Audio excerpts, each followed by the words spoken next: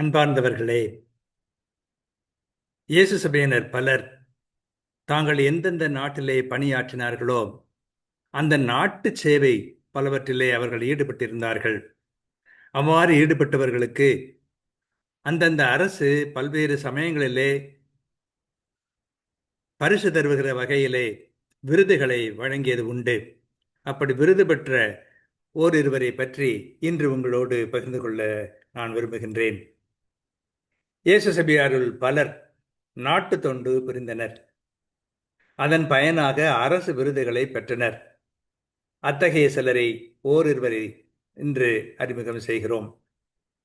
கொடைக்கானல் சம்பகனூரிலே அலுவலகத்தை கவனித்தவர் அருள் சகோதரர் பீட்டர். பல ஆண்டுகள் அது தலைசிறந்த அஞ்சலகம் என்ற பரிசை தட்டி சென்றது.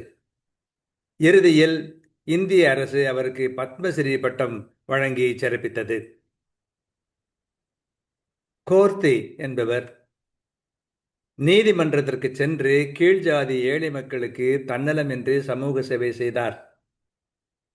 மேல் ஜாதிக்காரர் பலருடைய எதிர்ப்பை எல்லாம் சமாளித்து இவர் நீதி பெறுவதிலே கண்ணும் கருத்துமாக சேவை செய்தார்.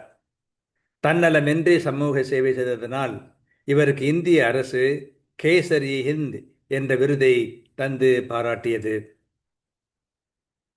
தந்தை வில்லியம் டாயல் என்பவர் 1914 ஆண்டிலே தொடங்கிய முதல் உலகப் போரிலே படை வீரர்களின் ஆன்மக்குருவாக தம்மையை அர்ப்பணித்துக் கொண்டவர். படை வீரர்களை மிகவும் அன்பு செய்தார். காயப்பட்டவர்களுக்கு தம் ஆபத்தையும் அசட்டை செய்து உதவிக்கரம் நீட்டினார். அப்படி காயம்பட்ட ஒரு படை வீரருக்கு தண்ணீர் கொடுத்து கொண்டிருக்கும் பொழுது குண்டு ஒன்று அவர் மீது பாய்ந்தது. அங்கே அவர் இறந்து விட்டார். அவரது ஊக்கத்தை பாராட்டி மிலிட்டரி கிராஸ் என்ற விருது அவருக்கு அளிக்கப்பட்டது. சீன நாட்டிலே சிறந்த பணியாற்றிய இயேசு சபையார் சிலருக்கு அவ்வளவு காலத்திலே வாழ்ந்த சீன அரசர் மண்டாரின் என்ற பட்டத்தை வழங்கி சிறப்பித்திருக்கிறார். இவ்வாறு இன்னும் பலர் பல்வேறு துறைகளிலே சிறந்தவர்களாக நாட்டுக்கு பணியாற்றியதனால் அரசு அவர்களை கௌரவித்திருக்கிறது.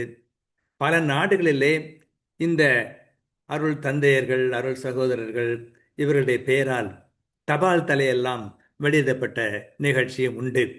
ஆகவே சிறந்த பணியாற்றிய இயேசு சபையார் எவ்வளவோ பேர் இருந்திருக்கிறார்கள், இருக்கிறார்கள், இன்னும் இருப்பார்கள் என்று நாங்கள் நம்புகிறோம். வாழ்க.